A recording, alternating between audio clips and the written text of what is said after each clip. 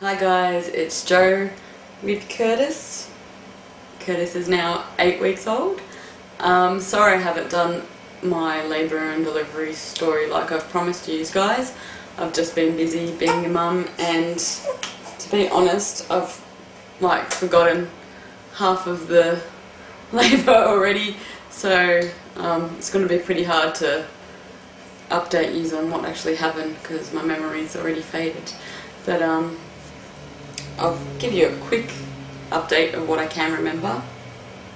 I basically went in for my 41-week checkup with my doctor, and when I saw the doctor, he said that I was already in labour, and that I had to go back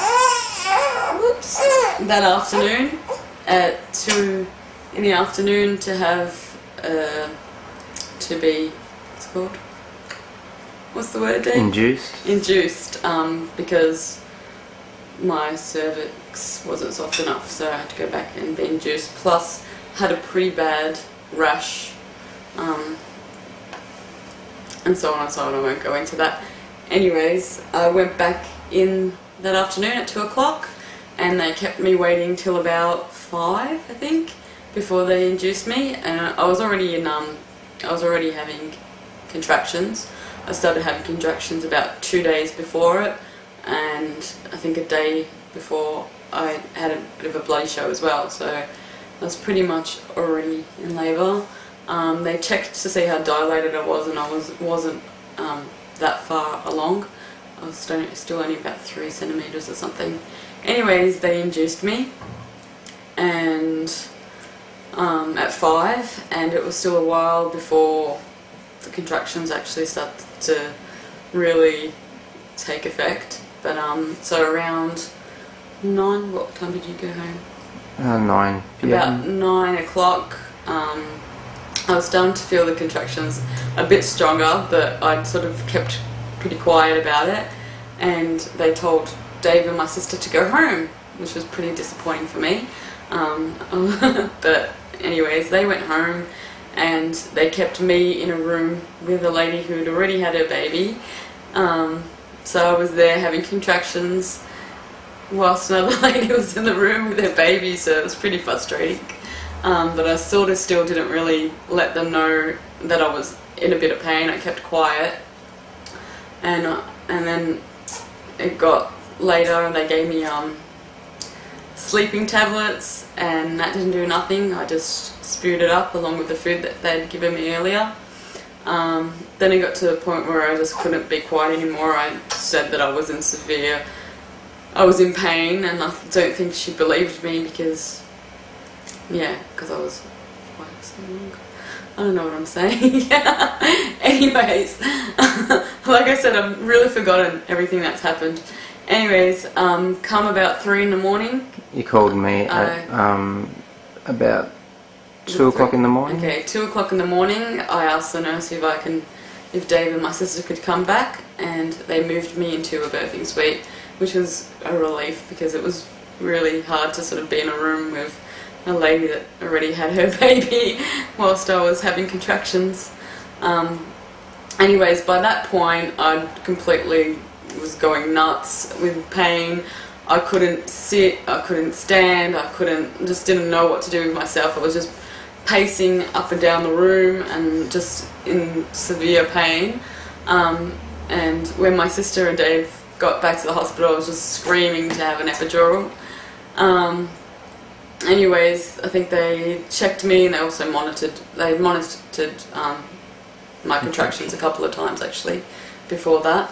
And anyways, they gave me the gas, and that didn't do anything At first, because I didn't know how to properly use it. They didn't show you how to use it? Because they didn't show me how to use it.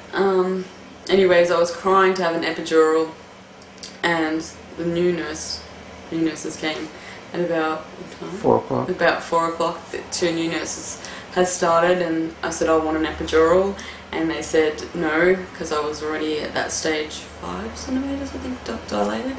I was about 5 centimetres dilated, I think. And they said, no, no, no, you're alright, you don't need it. And I said, oh please, I was swearing, I was like, I need it. Anyways, they said, try the gas, and they showed me how to use it properly. And how do you use it properly? You gotta suck it in all the way in.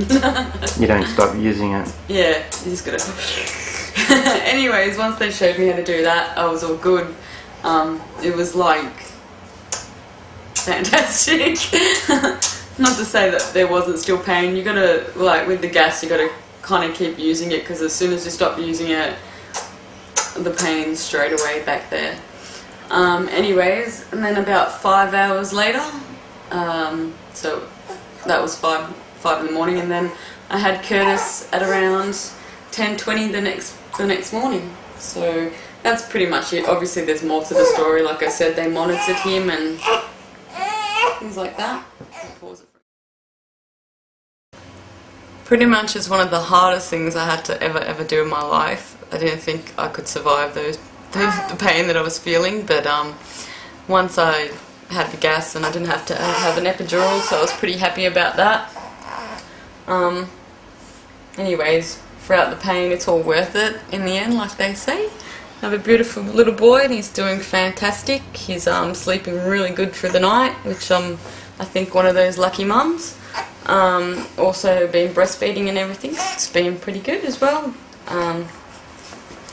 Obviously you have your moments where you know, it might be hard to get him to sleep or whatever, but it's all worth it, and I'm very happy. And all was good, and hopefully I might do another update pretty soon. I won't leave it another 8 weeks like I did. Yeah, so anyways, that's it for now. If you've got any questions or whatever, and whatever, just ask.